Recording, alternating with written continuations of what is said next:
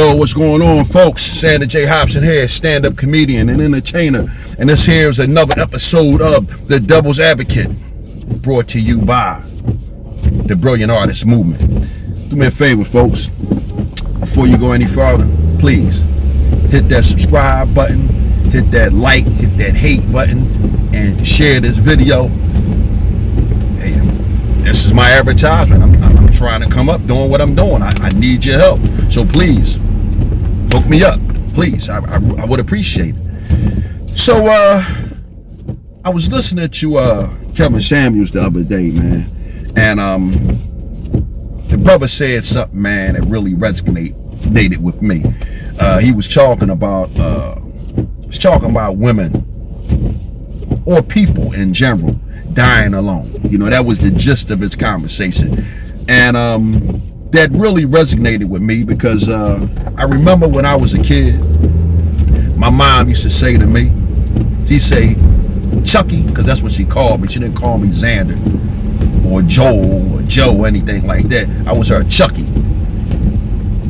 My mother said to me, Chucky, you so mean, you gonna die by yourself. My mother used to tell me that, man. And I didn't like it, man. I'm talking about as a kid. Hearing this as a kid from my mother, who loved me dearly, but she was actually preparing me for life. Basically saying to me, son, you got to get along with people or you're going to die by yourself. And when I heard Kev saying that, right, again, I didn't get upset about it. You know, I didn't want to feel the need to call in and attack the man because he spoke a truth that resonated with me. It just made me say, you know, I'm so glad I have a wife who loves me and I love her and we can grow old together, you know, and that's important. And Kev went on to talk about the importance of being in a relationship, and he was saying how you have certain sisters, they be chasing these high value guys instead of just finding a regular old guy and building a life together. Now I'm gonna try not to go off track, but I need to say this. One of the reasons why so many women are hell-bent on getting a high value guy is because they don't want to work.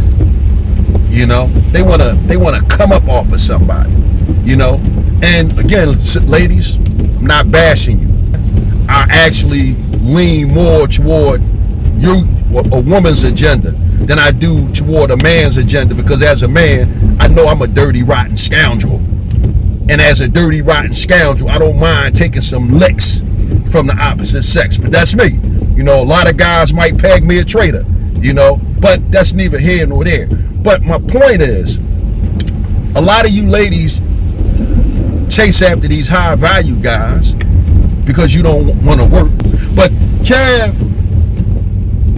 he talks about keeping realistic expectations.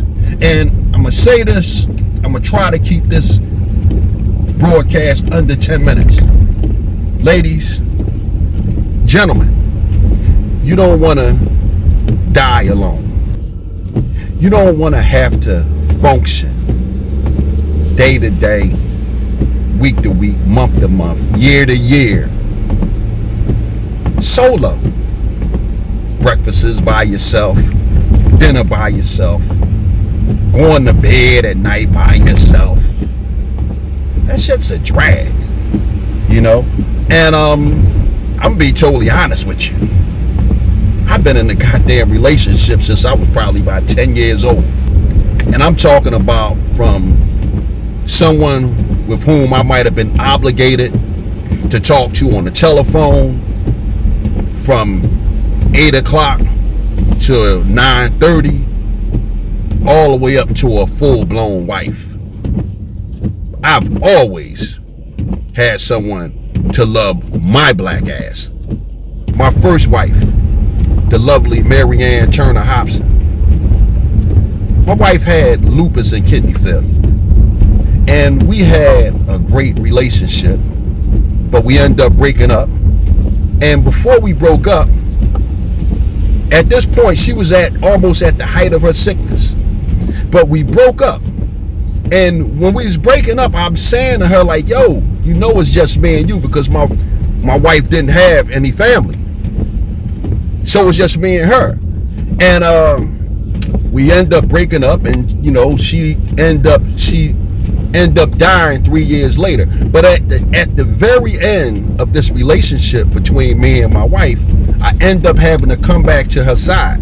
Now by this time, I'm into a relationship with my current wife, who was my girlfriend at the time, and I had lied to her about being married, folks. You know, I'll be forthcoming. No need to bullshit you all. But when my first wife was dying, I had to go back to her side, and I had to hold it down. I had to honor my vows with my first wife, because I wasn't about to have her sitting up in that hospital by herself on her deathbed, all by herself. I couldn't do it. As a footnote, I like to add this. Me and Mary was really, really tight. You know, she was a little older than me, but we was tight. And at a point, I was reflecting on our relationship together and discussing how and why we broke up. And a friend of mine pointed out something that I hadn't considered. He said to me, he said, man, the reason why your wife broke up with you, brother, was because she was letting you go, man. She knew how hard you took it, even when y'all weren't together, but she let you go because you wouldn't be so devastated when she died. And I hadn't considered that before. But knowing how Mary was and how we loved each other, I could see that being one of the reasons, man, why she broke up. So the moral of this story is, folks, when Kevin Samuels makes them comments about being by yourself and dying alone, I live that. I feel that.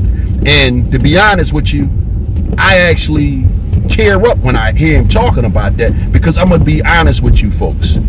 I wouldn't want my worst enemy to be laid up in a hospital room by themselves and nobody come out to see him. And they got to lay there and they got to take their last breath by themselves. I want to close on this, folks, because there's no need for this video to be long. Folks, I had to baptize my wife, Mary, before she died. And the reason why I had to give her last rites, even though she believed in God, etc., etc., we wasn't going to take any chances. I tried to get the hospital chaplain to do it, but he passed the duties off to the chaplain at the hospice. And even though I'm a spiritual guy, I have a relationship with God, I wasn't going to take any chances. So I had to baptize my wife with a bottle of water. So with that said, to sum this video up, Kevin Samuels is spot on when he says you don't want to die by yourself.